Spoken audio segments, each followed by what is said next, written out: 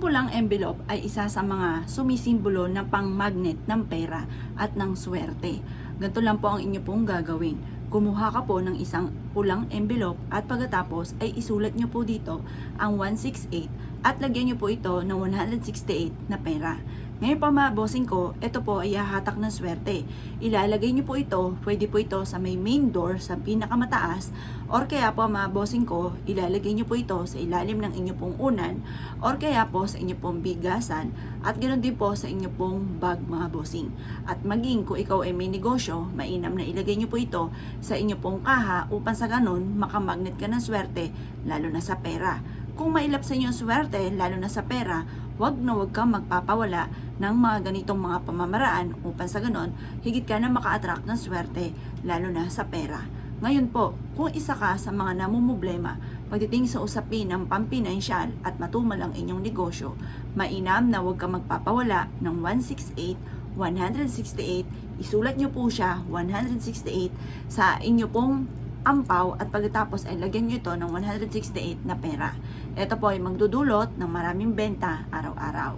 Kung ikaw po ay masipag at matyaga at lagi kang walang pera, huwag kang magpapawala sa wallet at maging sa bag po ninyo. At ito po ay magdudulot ng money magnet.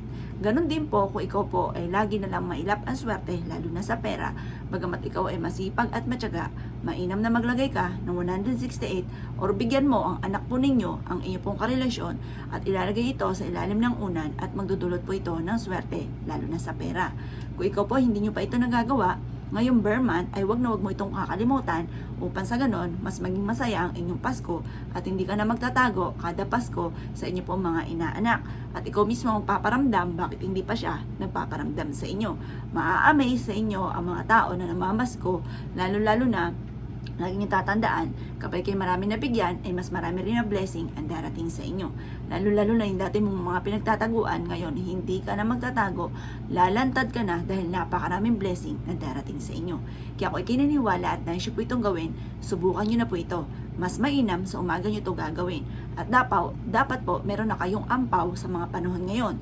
At ito po, mga bossing ko, yung mainam din na ilagay nyo sa may pintuan po ninyo para tuloy-tuloy ang pasok ng swerte. Kung meron kang screen, doon nyo po siya iipit sa pinakamataas ng inyong screen ng inyong pintuan. Ito po mga bossing ko ay magdudulot sa inyo ng money magnet. Lagi kang i-a-adya nito kung saan lagi kayo suswertihin.